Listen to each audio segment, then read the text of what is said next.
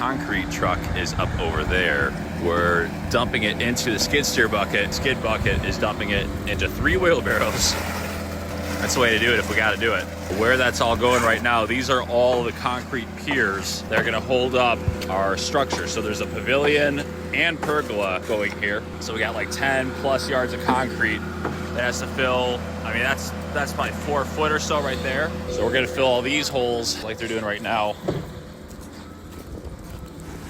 How many wheelbarrows per tube you think? About 7. About 7? It's a lot. There's a lot of concrete to go in here. And then the rest of it's going to be going around